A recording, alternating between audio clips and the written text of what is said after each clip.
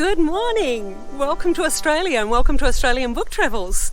I thought we would start our travel today on location and do it a little bit differently. I thought we would do just a walking tour, and I will give you the historical facts that are in my head as we walk along, and if there are any inconsistencies or I've given you incorrect facts, I'll try and correct them in the subtitles as we go through the editing.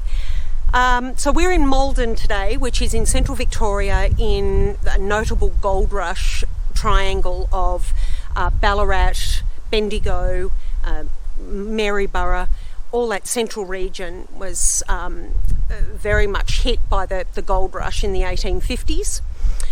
Maldon has a population now of approximately, I think it's 1,660 people, and their average rainfall is just less than 600 millimetres a year. So, and it doesn't have a bookshop that I know of, but it does have a lovely library, so I'm going to take you there. Okay, let's begin. I'll go behind the camera now, and hopefully I have a new microphone, so hopefully this works as I'm going along. I'll do my best, guys, and if you through the editing process, if you can't hear me, I'll try and put subtitles in. Perhaps you can't understand my accent either, so maybe it's worth putting titles in. Okay, I'll go behind the camera now and we'll begin our journey. So this is Maldon Railway Station. This is Maldon Railway Station. It's no longer in actual use. It does, I think, occasionally take holiday makers on tours down to Castlemaine. It was built in 1854, or it was opened in 1854, and it was a passenger rail. It stopped taking passengers in about 1941, and then stopped. Well, in that time, it then was commercial rail, goods rail, and in about the mid-70s, I think it stopped.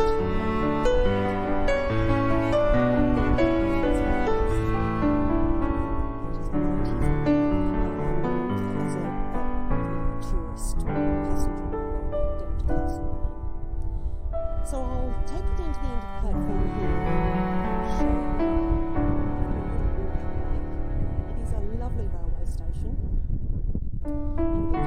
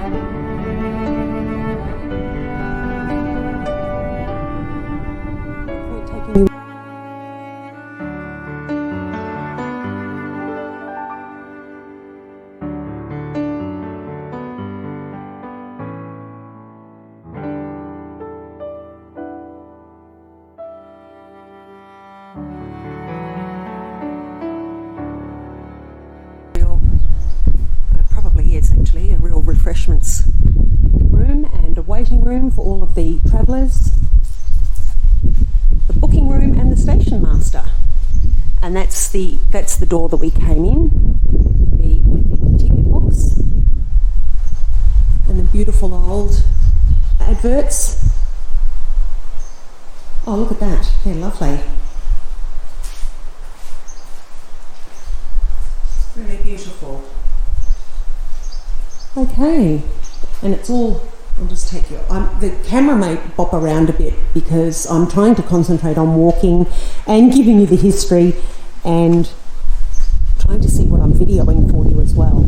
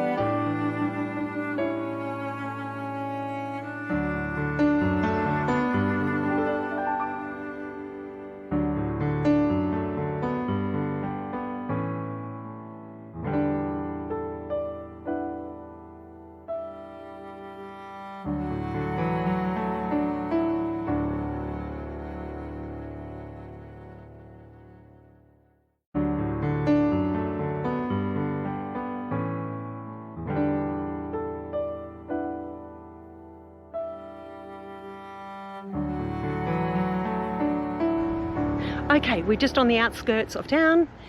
I'll walk you past some beautiful homes and beautiful buildings. There's a car or two. All right, I'll go behind the camera now and we'll do a walking tour. Let's do that. So we're on the outskirts, literally just a few hundred metres from the township. We'll just go through here. There are some beautiful homes I wanted to show you. Really, actually, Maldon has a lot of beautiful homes. But I just wanted to show you these particular ones. Actually, we'll cross the road first and I'll take you to the school.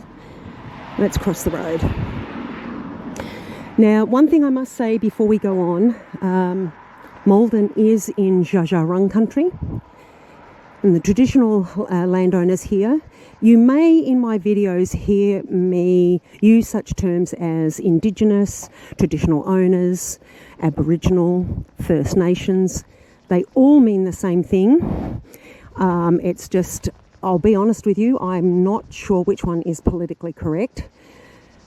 I know different elders we have spoken to, I know different tribes or different country people prefer different terms. So whatever term I use, I'm using it in good faith and with absolute respect to our Indigenous people or our First Nations people. Yeah, so I just wanted to let you know that. Okay, so we're in Jajarung country. This is the Maldon Primary School. It was established in 1873 and clearly beautifully kept and still maintained as a primary school. Okay, so that's that. We're going to cross the road, back across the road, because I do want to show you some of these lovely homes. And I may cut a few of these. I may cut a few of the bit of the video because it may get a little bit boring if we're just walking along the street and there's nothing much to see. So bear with me. I'll do my best. And we have a huge truck coming, so I don't really want to blast your ears out with that. I may just turn the camera off. Just one moment. So I don't know if you can see it, but there's a truck in the distance that just went past us, and the noise it made was phenomenal. And anyway, I'll just leave you in silence now and let you view the beautiful buildings.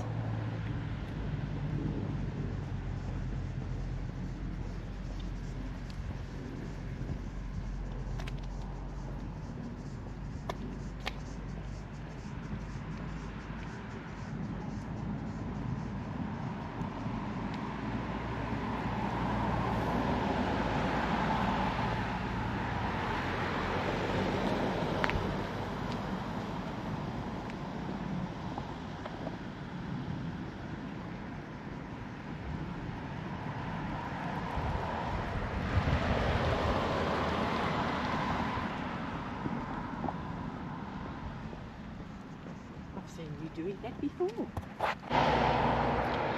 So I've just been informed by a lovely resident, I had to stop the camera to talk to her, that all of these properties here have a heritage overlay, which means they can't alter any of the buildings or indeed the fences of the properties without permission. So that's good because it maintains the integrity of the heritage value of the properties. So that's good. Thank you to the lady who just passed by and told me that. I didn't get your name, but thank you. Okay. We have, of course, over here. I may take you over the road before we go any further because we have some cars going by. Oops.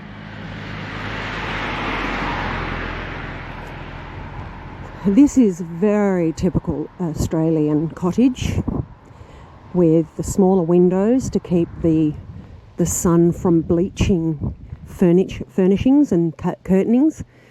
And of course the multiple chimneys, meaning multiple fireplaces to keep the place warm in winter. It does get cold in Australia, believe it or not, and it does get cold in this region in winter. That's a beautiful, oftentimes people would have, if not a herb or cottage garden, they would have vegetables growing in the front section of their gardens. Here we have the Anglican, which was once the High Church of England, Anglican Church. I think it's the Holy Trinity here. Absolutely beautiful in bluestone with lovely garden. Someone's working on it, so we won't disturb him. But obviously the stained glass windows. I won't go in and film. I don't like filming in churches unless I get absolute permission from the church, because I think it's a little bit, well, I just find it not very respectful. So I try not to. Oh, hang on. We have a building here. Oh, this is interesting. I'm guessing perhaps once a pub or a shop front. The brickwork on that is amazing.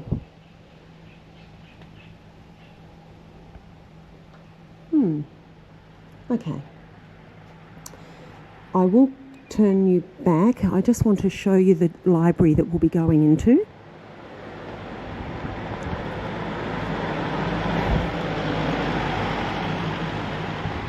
We'll return in a few hours. This is the Athenaeum Library and free reading room. We'll come back to that when it's when it is open. Just wanted to show you that. We're now heading towards the post office. So, just a little bit of history on Maldon. It was originally in the 1830s and 40s a sheep station. I think the person who owned this area as a sheep station was actually related to one of the brothers in Maryborough who had a large sheep station there. I'll confirm that for you and give you the details. But it wasn't until the 1850s when gold was discovered in this area that Maldon actually then grew up as a town. I want to show you, this is the post office, Maldon Post Office. Beautiful. I really do love it when they keep the integrity of the building. It's lovely. Let's have a look what it says on here. It says in this building the authoress Henry Handel Richardson spent portion of her life as recorded in her book Myself When Young, her mother being postmistress from 1880 to 1886.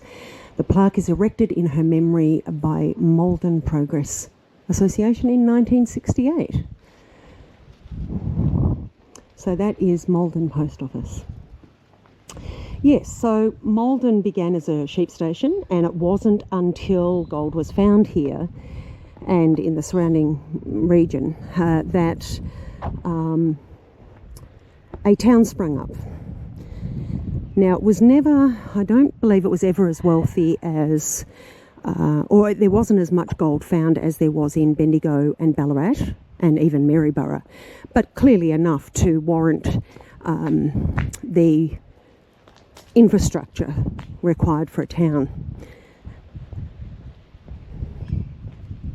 So we'll just go here. This is, there's a park in here and a church, I think. So we'll just go in and have a look. Sorry if apologies if the camera is bouncing around. I'm trying to watch my step. So this was a gift of Maldon Fraternal Society. Come in here. There is a bandstand in here, which is lovely. And there is a memorial, lest we forget, for that's this one here in the camera is for Vietnam and Korea. Oh, and the information centre is here too, which is interesting. That's good. They have museum and archives. Oh, that's good too. Okay, and this memorial I think would be World War. Oh, I beg your pardon. This is erected in commemoration of the Jubilee of the Shire of Maldon.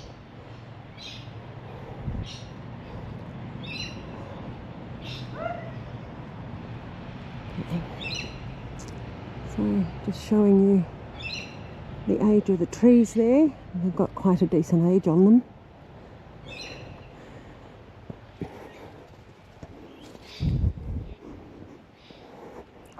Beautiful gardens, which is always lovely to see, and that's of course, I don't know if you can see directly through there, but that's where that car is right at the end there. That's where we've come through. I've often sat in these gardens with the dogs actually, and just out in the cool of the trees, and read a book, which is lovely. So that's a monster of a tree. Clearly has some age. I'll try and find out the age for you. That is quite a monster. Okay. Now this is situated just, most would call it the town, but it's just on the cusp of the township. It's just lovely. I'll look through here. They hold markets in the streets, and this area forms part of that market. I think it's once a month. So you have public conveniences there, a children's playground. It's a really lovely park and museum, and you can see another church there in the background. One thing I will say about Australia, as remote as it was in the 1800s and 1700s, it certainly had its fair share of churches in each town. Sometimes a plethora of churches for different religions, sometimes for the same religion. So I'm not quite sure why that happens, because not necessarily was there a great population here in Australia overall. Anyway, we will march on so that I can show you the shops in the town. See, it's just lovely, isn't it? It's a really lovely... Anyway. So this building on the corner has always been a pub as far as I know. I will confirm that for you. But in the 1800s and in 1930s, actually, I think this one burnt down.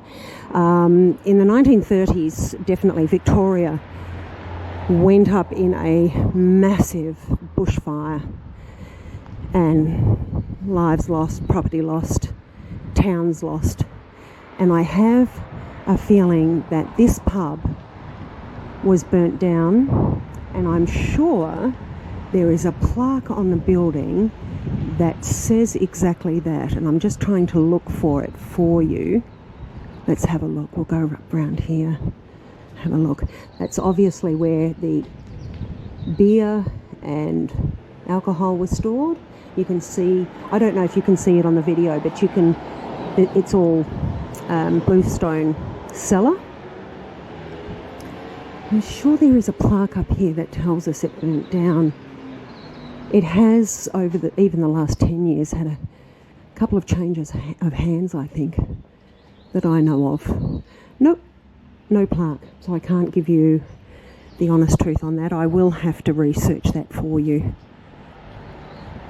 But I know it burnt down at one point, and I'm sure it was the 1930s. In fact, I think Maldon... Actually, I don't know if this pub did burn down as a result of the bushfires, or if it burnt down on its own accord. But anyway, again, I will confirm that for you.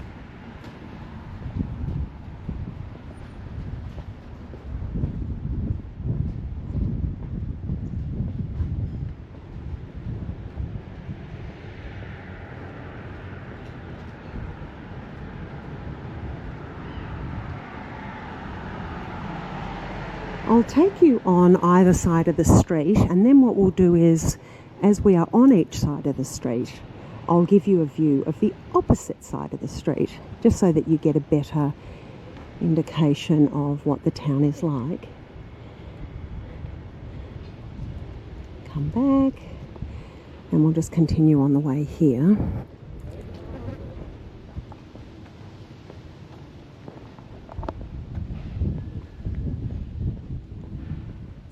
There is a petrol station just here in the shops. It's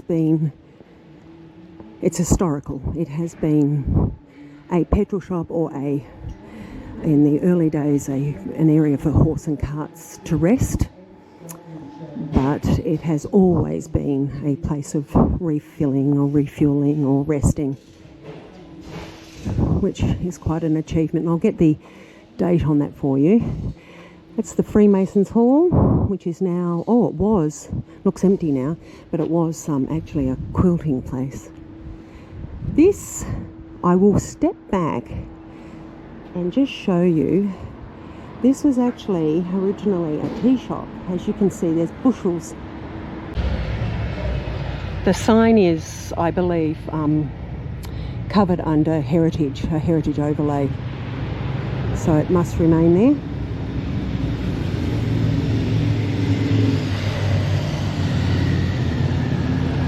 Even the signs above the windows, they are protected as well, I believe.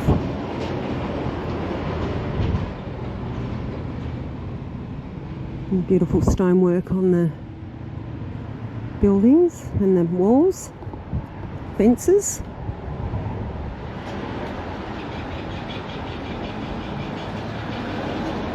Now there used to be a lovely tea shop in this shop, but that's clearly gone. That's a bit of a shame. COVID has definitely changed towns, sadly. Just showing you. Okay, so this will show you, this is the corner of High and Main Streets. I hope you can see that. And I'll show you what it looks like now. Bank of Victoria building circa 1900. Bank of Victoria acquired this splendid site in 1858.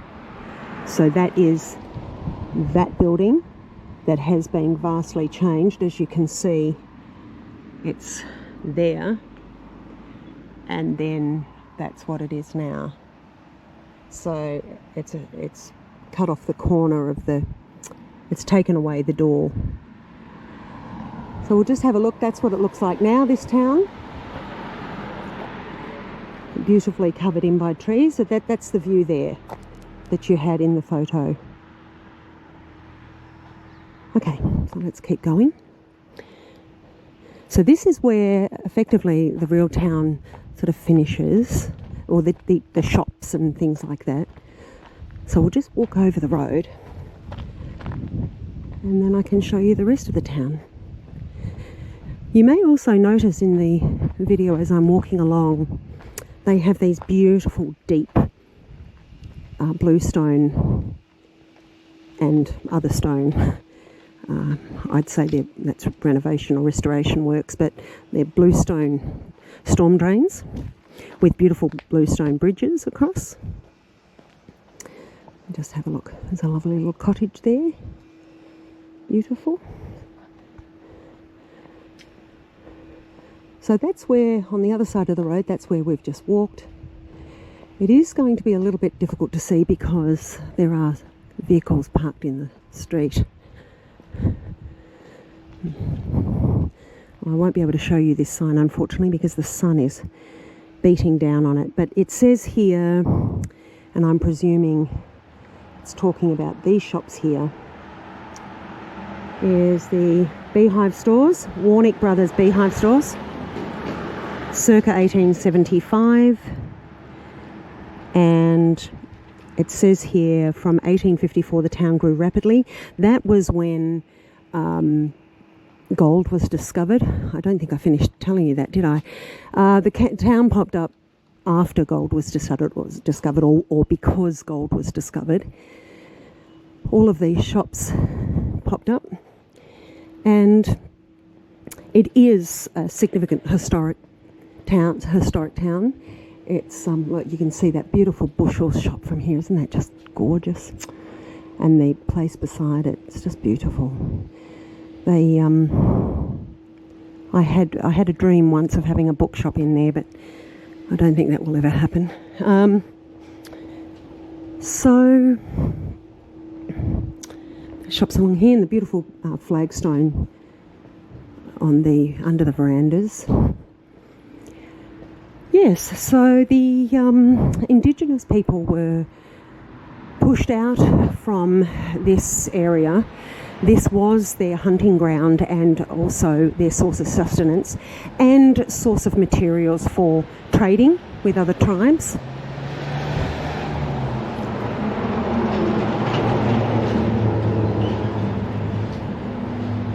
But sadly they were pushed out and sent into reserves.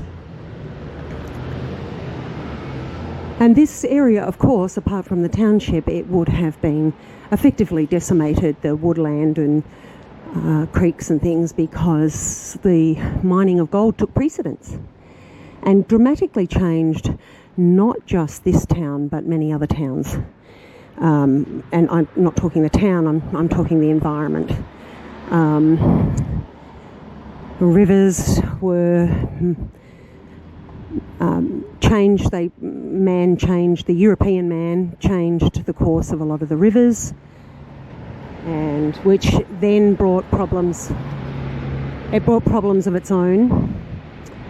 And they used this area a lot for dry farming when the Europeans settled here, which then, of course, really changed the geography and the topography. And then gold mining then just exacerbated that. So these are the beautiful historic buildings.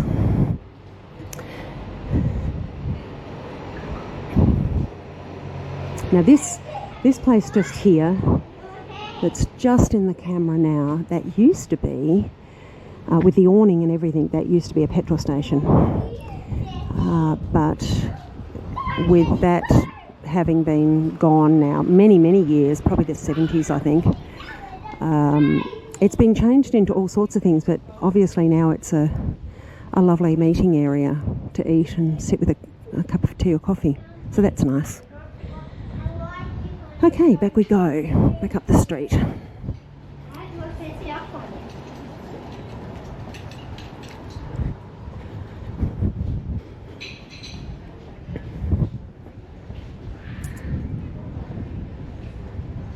So that's the old petrol station, and I think there used to be antiques in not long ago, a couple of years ago there were antiques. I think there still are actually.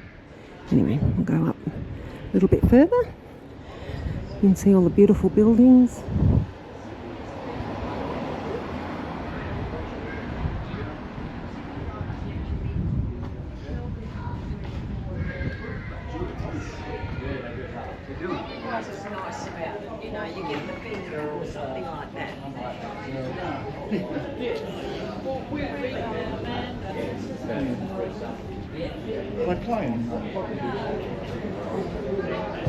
There are lots of eateries, lots of cafes and little wine bars and things here now, mainly for the tourist industry. And you can see across the road. I actually have a funny feeling that pharmacy is original. I think it's been there many years under different management and different owners, but I'm fairly sure that it is original. Okay, let's go up. A number of these places were pubs or hotels and accommodation. As you can see there, this one still is. This one I think had, I think that was actually the archway into the stables. Again, a rest area for travellers and for the horses and coaches.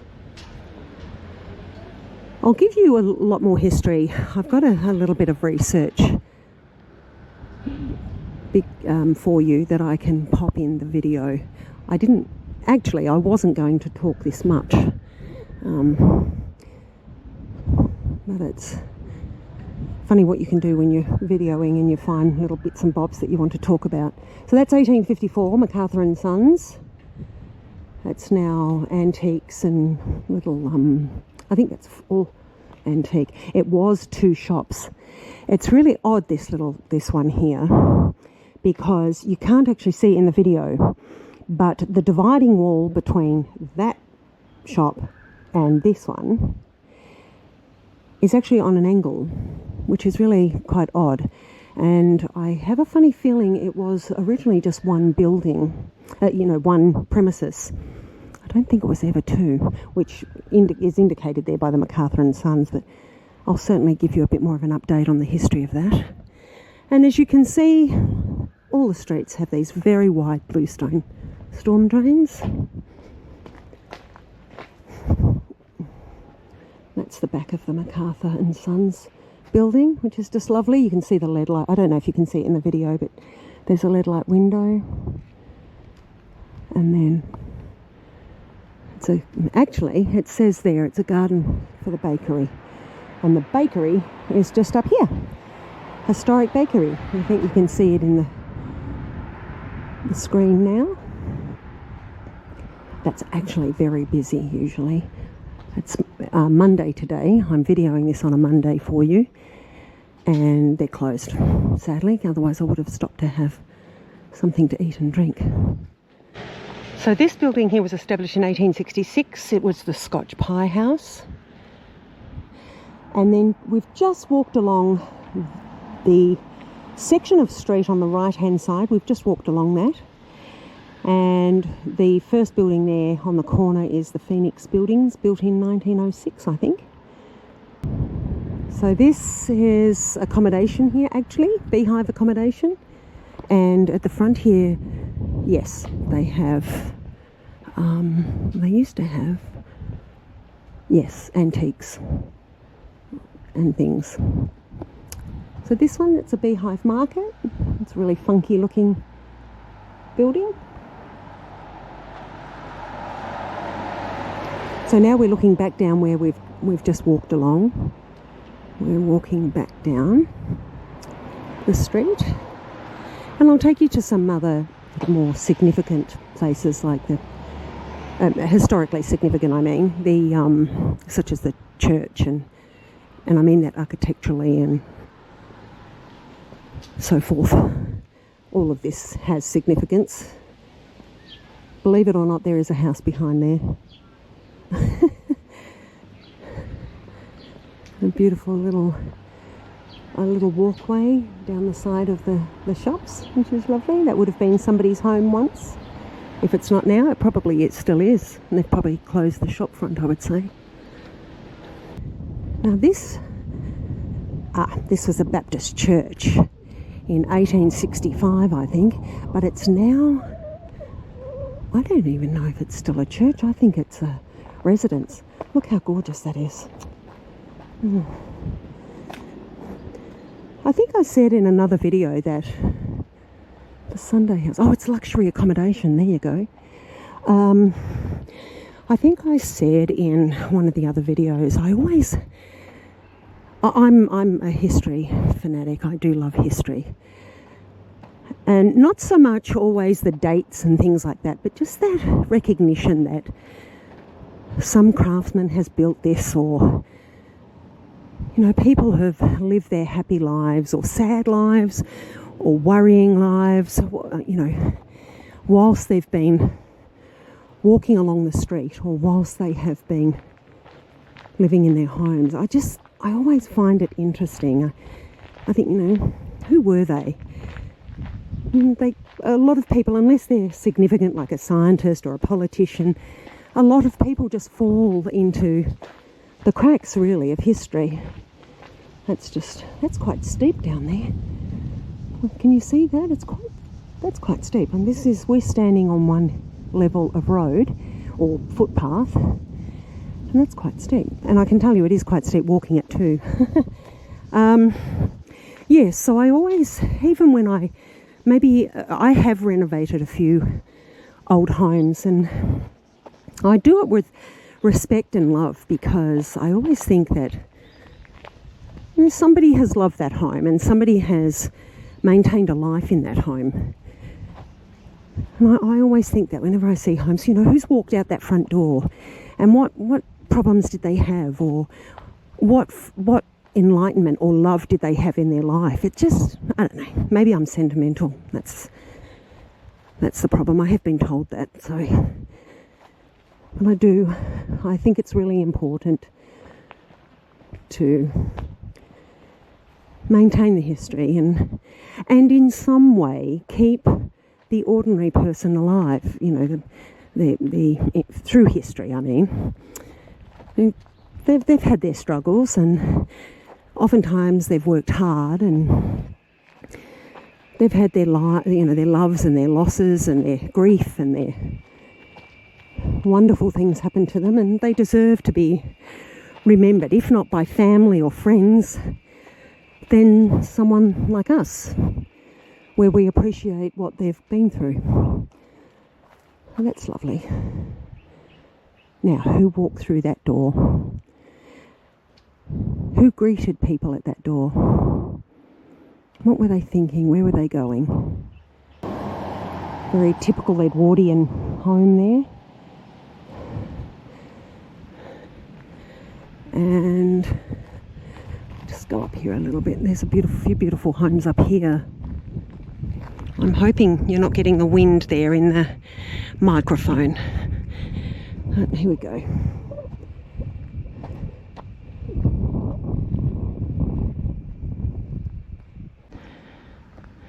So this is a beautiful, fairly typical Edwardian Australian home. Now this has come with the name of Cottages. So I'd be interested. I'll have to check out the any sort of history on that, because that's an interesting name. It sounds either French or French derivative, or perhaps even a Greek derivative. Anyway, we can check that out. Beautiful.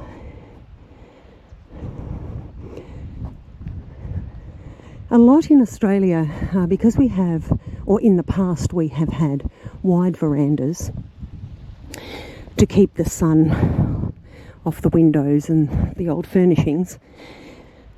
You will oftentimes find, and due to the weather here too, we have a lot of outdoor life.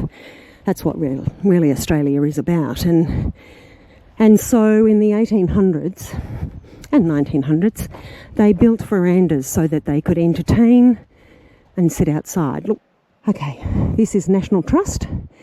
It is the Welsh Congregational Church, 1863. So if any of you are Welsh, here's my tribute, and Maldon's tribute to you and your home country. I'll just go up there. See the buttresses. It's quite a beautiful building, isn't it? You can hear the birds. Okay, so here we are. It feels as though we're almost on level with that hill in the distance, but we're not.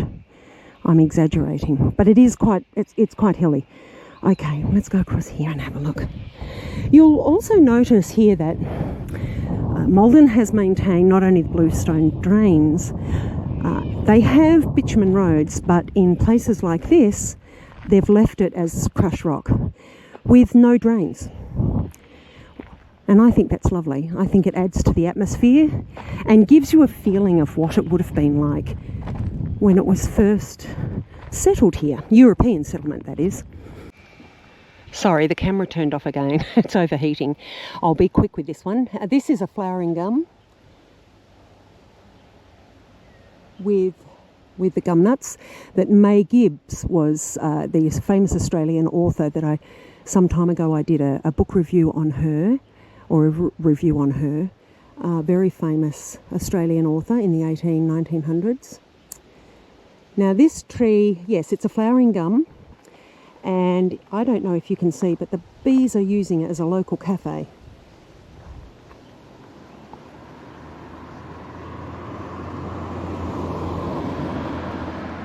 I'm not sure if you could see that, but I'll stand back so that you get an overall view of it. Oh dear, I've just seen this beautiful home. Now this is a private residence, so I don't have any history on it. Let's have a look. I'm not sure if we're going to be able to get a view of it. Oh, yes we are.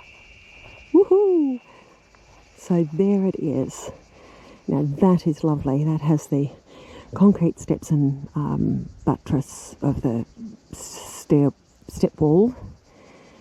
Very typically Australian, a Victorian Australian home. And more sort of country town home. A farmhouse like ours, you have very wide verandas all the way round, but these are more typical of your city or your town.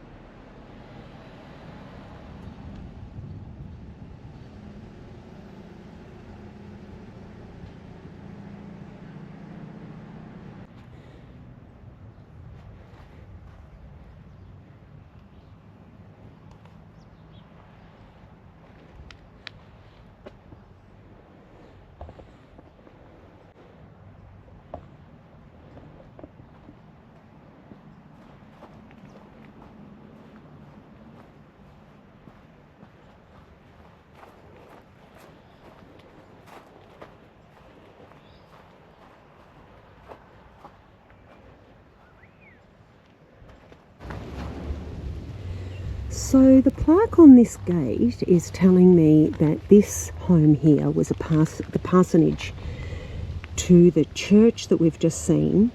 This was built in 1858. It's clearly now a private residence, so I do have to be careful, although it has this historic sign on it, so I'm guessing they realise they have visitors.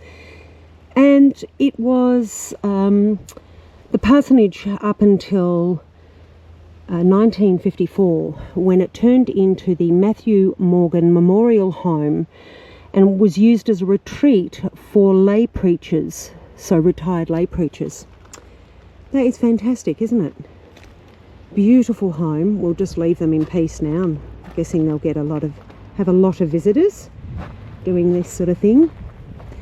But it's behind this church that we've just viewed the front of, which is now an art gallery. And this is the driveway. So I'll just turn round and show you. That's the driveway into what was the parsonage, clearly now a private home. That's that, and then there's the church. Now the area beside it that I videoed just a little earlier, I actually thought that may have been the parsonage, but it's not. So I'm not sure. I will have to, and I'm talking about that building right there. That's clearly the church, but that one beside it I thought would have been the parsonage, but it's not. So we will have to check the history on that one. Okay, let's keep walking.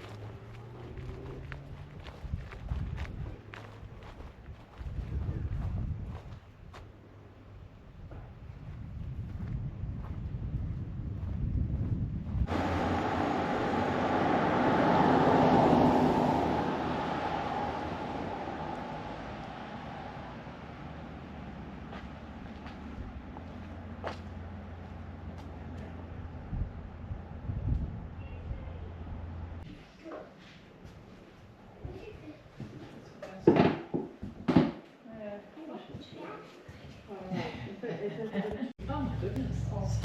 Oh, we'll have to leave you out with the tin. She didn't run away.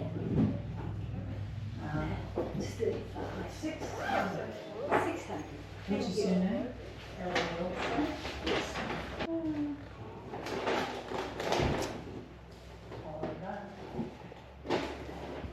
Should be 6.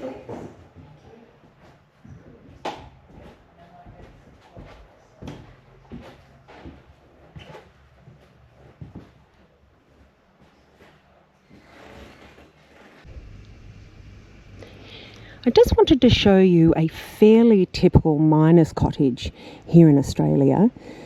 In the mid to late 1800s, when the sort of poorer working man or miner typically would build themselves a home, it would look fairly much like the front portion of this house. Typically one room normally had a kitchen and housed the kitchen and the bedding and basically in that one room. And then as the miner or the workman became a little wealthier, and of course as the family grew, they would then add on, so the first part would be the first gable, and then you can see the second gable there with another chimney, and that would be added later as the family grew and as the miner became a little wealthier to be able to add to his home. I just thought I'd show you that. This one is now accommodation, I think. It's, if it's not, it's lived in as a home. I'm fairly sure it may have been accommodation at one point, but a lot of them in Maldon, or not a lot, but there are a few homes in Maldon that have been turned into lovely sort of B&B type cottages. But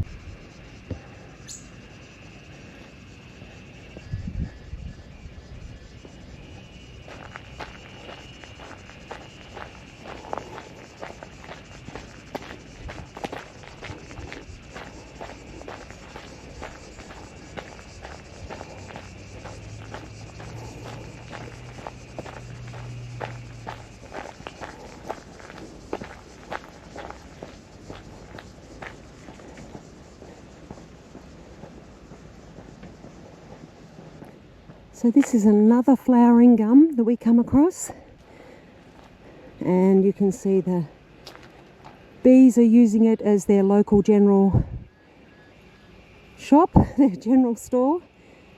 They're absolutely loving it.